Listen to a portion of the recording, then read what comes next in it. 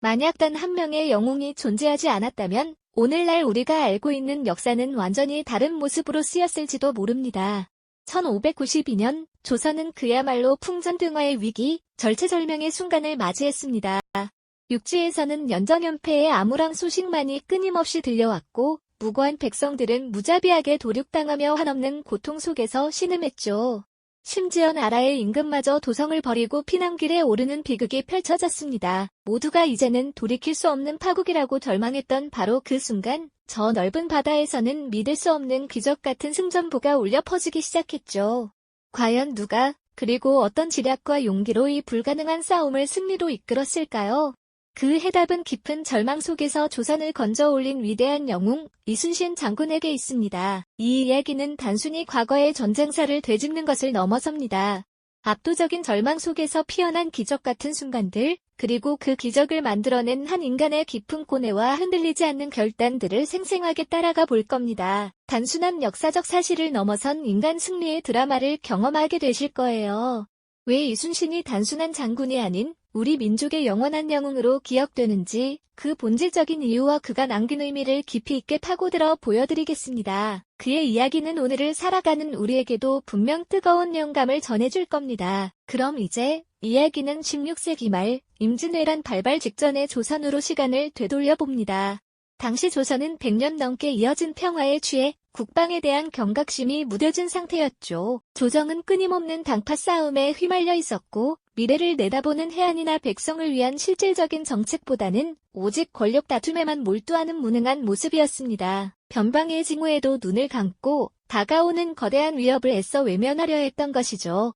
마치 폭풍전야의 고요함처럼 겉으로는 평온해 보였지만 안으로는 썩어 문드러지고 있었습니다. 바로 그때 대륙 건너편 일본에서는 상황이 전혀 달랐습니다. 혼란스러웠던 전국 시대를 통일하고 막강한 권력을 손에 쥐인 도요토미 히데요시는 끓어오르는 정복 야욕을 주체할 수 없었죠. 그는 작은 섬나라 일본을 넘어 조선을 발판 삼아 명나라까지 정복하겠다는 거대한 야망을 품고 있었습니다.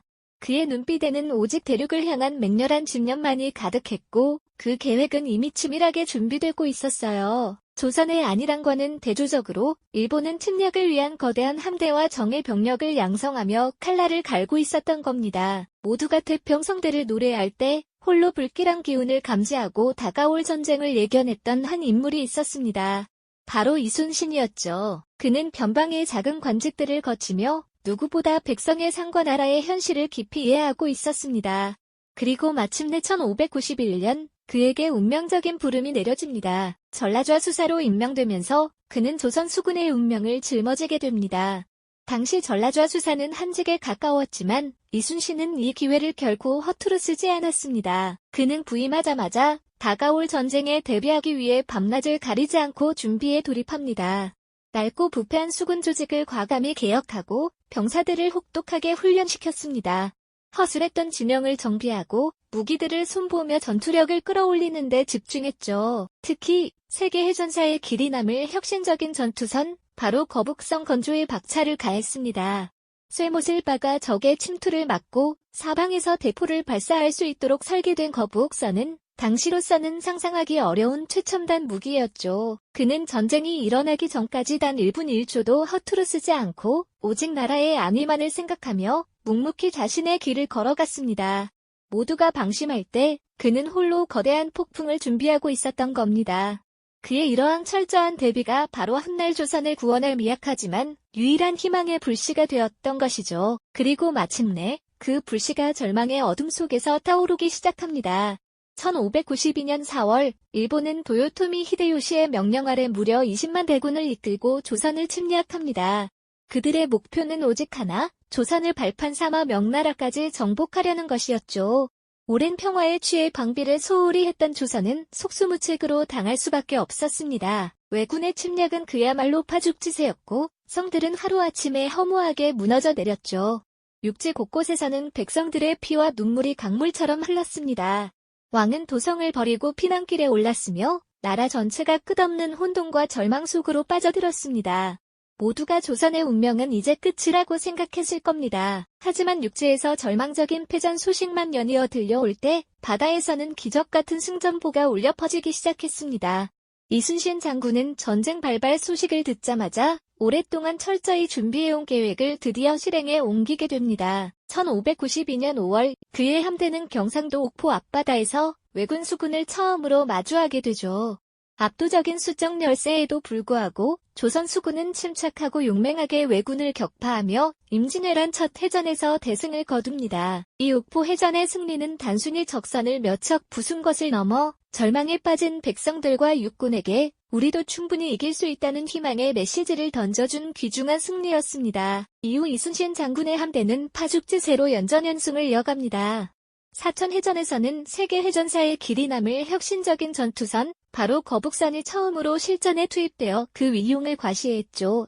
쇠못으로 뒤덮인 단단한 철갑선은 적의 침투를 완벽히 막아내고 사방에서 불을 뿜는 강력한 대포로 왜군 함대를 쑥대밭으로 만들었습니다. 당포해전에서는 왜군 장수 부르지마 미치우사를 사살하며 적의 사기를 완전히 꺾었고, 당항포 해전에서는 또다시 압도적인 대승을 거두며 왜군의 서해 진출을 완벽히 봉쇄했습니다. 이 모든 승리는 단순한 우연이 아니었습니다. 철저한 준비와 지형지물을 활용한 천재적인 전략, 그리고 장군과 병사들의 굳건한 신뢰가 만들어낸 위대한 결과였죠. 그리고 마침내 조선 수군 최대의 승리이자 세계해전사의 길이 남을 한산도 대첩이 장엄하게 펼쳐집니다. 이순신 장군은 견내량이라는 좁은 수로에 숨어있던 왜군 함대를 넓은 한산도 앞바다로 능숙하게 유인합니다. 이곳에서 그는 역사에 길이 남을 전설적인 하객진 전법을 펼치죠. 마치 학이 우아하게 날개를 펼치듯 조선 함대는 반원형으로 적을 완벽하게 포위하여 퇴로를 완전히 차단했습니다.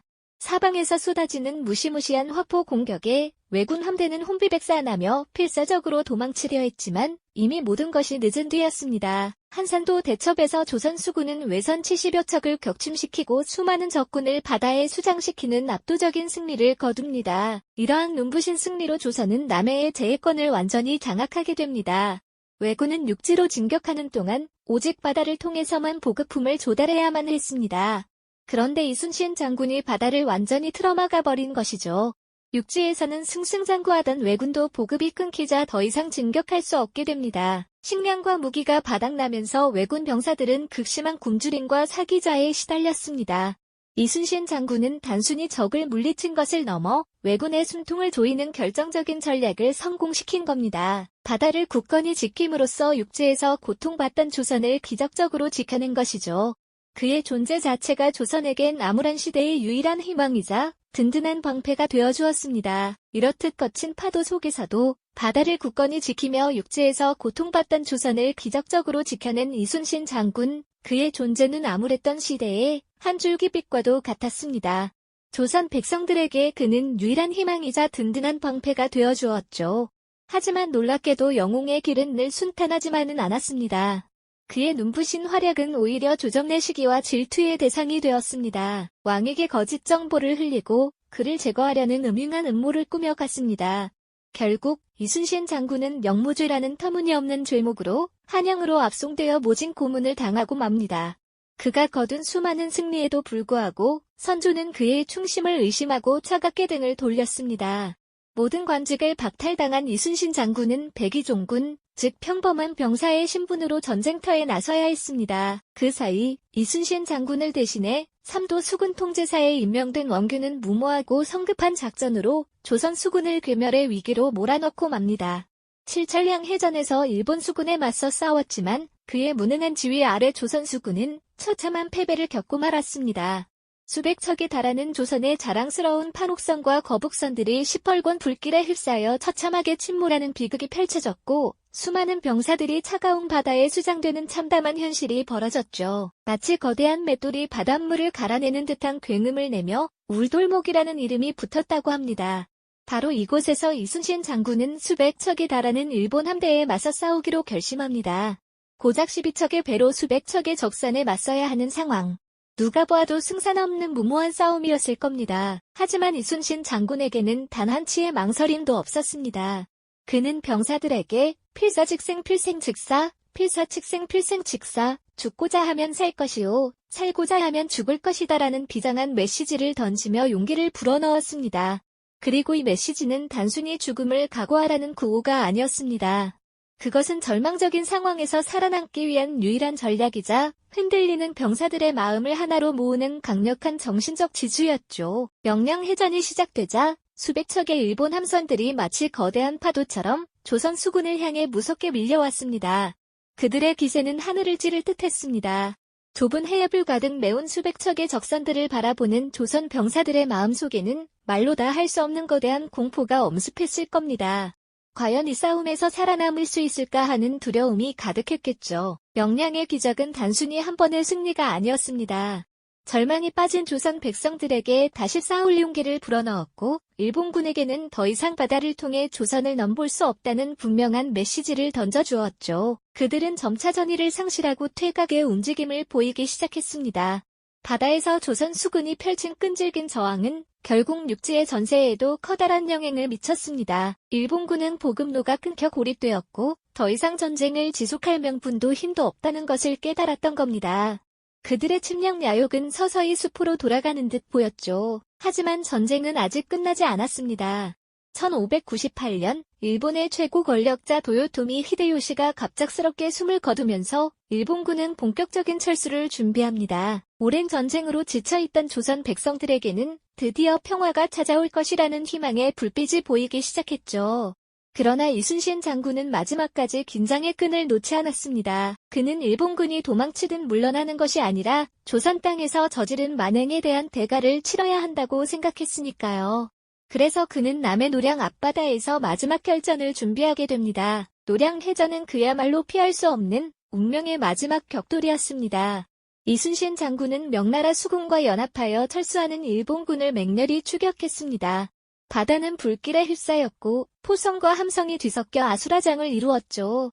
밤새도록 이어진 치열한 전투 속에서 이순신 장군은 선봉에 서서 병사들을 지휘했습니다. 마치 자신의 모든 것을 불태우듯 그는 마지막 순간까지 조국과 백성을 위해 싸웠습니다. 그러나 그토록 위대했던 영웅에게도 마지막 순간은 찾아왔습니다. 전투가 한창이던 그때 적의 총탄이 그의 몸을 관통했습니다. 쓰러지는 순간에도 그는 주변에 자신의 죽음을 알리지 말라는 비장한 유언을 남겼습니다. 병사들의 사기가 꺾일 것을 염려한 오직 나라만을 생각했던 마지막 배려였죠. 그의 아들 이회와 조카 요한이 장군의 옷을 입고 대신 독전하며 조선 수군은 마침내 노량해전에서 대승을 거두었습니다. 이로써 7년에 걸친 임진왜란은 비로소 막을 내리게 됩니다. 전쟁은 끝났지만 우리는 한 영웅을 잃었습니다. 승리의 기쁨 속에서도 조선 수군은 깊은 슬픔에 잠겼을 겁니다. 이순신 장군의 죽음은 단순한 한 개인의 죽음이 아니었습니다.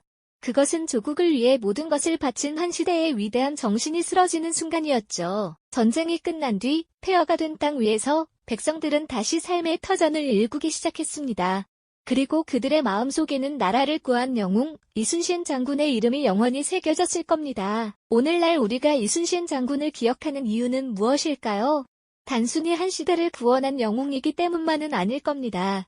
그보다는 훨씬 더 깊은 의미가 담겨 있죠. 불가능해 보이는 역경 속에서도 흔들림 없이 원칙을 지키고 끊임없이 지혜를 모으며 마지막까지 자신의 모든 것을 바쳤던 한 인간의 고결한 정신을 우리가 존경하기 때문이죠.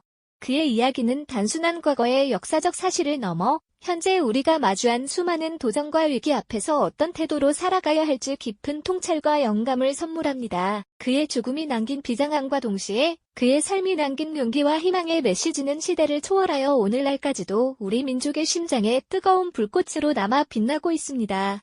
이순신 장군의 정신은 결코 과거에 갇힌 것이 아니라 현재를 살아가는 우리에게도 여전히 유효한 가르침을 주고 있는 것이죠. 그리고 이순신 장군처럼 역사의 거대한 경랑 속에서 자신만의 방식으로 시대를 지켜낸 또 다른 인물들의 이야기가 우리를 기다리고 있습니다. 이 영상이 도움이 되셨다면 좋아요와 구독 부탁드립니다. 여러분의 응원이 제게 큰 힘이 됩니다. 다음 영상에서도 더 유용한 정보를 공유하겠습니다. 감사합니다.